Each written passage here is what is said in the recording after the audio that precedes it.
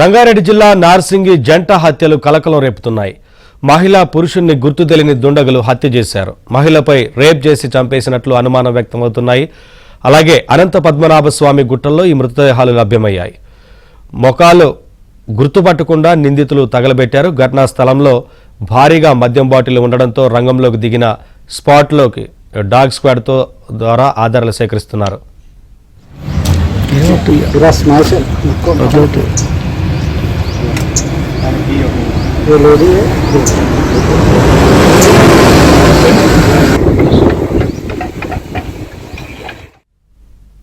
Updates మా correspondent Shashi live ద్వారా అందిస్తారు. శశి, ఈ కేసుకు సంబంధించి ఏం చెప్తున్నారు పోలీసు అధికారులు? ఇప్పటికే క్లూస్ టీం ద్వారా ఆధారాలు సేకరిస్తున్నట్లు తెలుస్తోంది కదా, ఏంటి వివరాలు?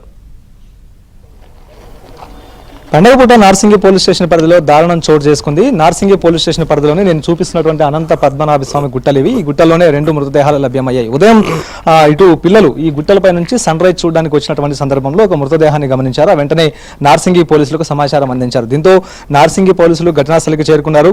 ఆ డెడ్ బాడీ ఎవరిది ఏంటన్న అంశాల గురించి క్లూ సేకరించేటటువంటి ప్రయత్నం చేశారు. అయితే ఆ వ్యక్తి 30 నుంచి 35 సంవత్సరాల వయసు ఉన్న వ్యక్తిగా కూడా ఇప్పటికే పోలీసులు గుర్తించారు. అయితే వ్యక్తికి సంబంధించినటువంటి తలపై బండరాయితో మోదీ అత్యంత కిరాతకంగా హత్య చేసినట్టుగా తెలుస్తుంది. మనకు ఆ విజువల్స్ కూడా ప్రస్తుతం కనిపిస్తూ ఉన్నాయి. మార్కింగ్ కూడా ఇప్పటికే చేస్తున్నారు. ఇది ఒక వ్యక్తికి సంబంధించినటువంటి మృతదేహం లభ్యమైనటువంటి ప్రాంతం. ఇది ఆ వ్యక్తికి సంబంధించిన వివరాలు ఇంకా తెలియరాలేదు. ఇంకా క్లూస్ అయితే సేకరించారు. అతనికి సంబంధించిన వివరాలు ఆరాధించే ప్రయత్నంలో అయితే పోలీసులు ఉన్నారు. ఒకసారి మనం విజువల్ చూడొచ్చు. బండరాయితో మోదీ చంపినటువంటి విజువల్.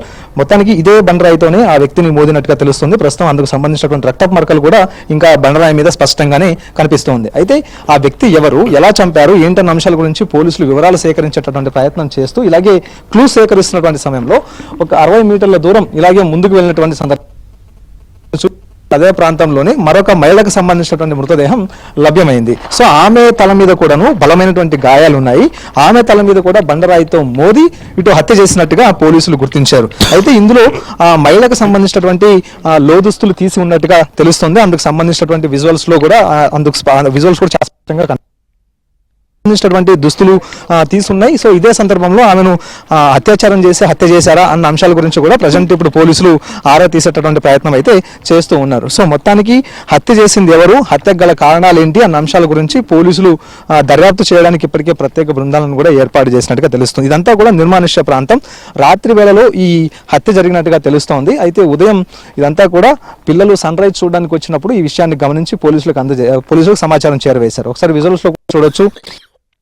తిరుగులాట కూడా జరిగినట్టుగా ప్రస్తుతం తెలుస్తోంది. అందుకు సంబంధించినటువంటి గుర్తులు కూడా ఒకసారి మనం విజువల్స్ చూడొచ్చు. మరోవైపు బండరాయితో మోదీ చంపినటువంటి విజువల్స్ ఉన్నాయి. తర్వాత బండరాయి కూడా అక్కడే ఉన్నటువంటి సందర్భం. సో మొత్తానికి రాత్రి ఇది జరిగింది.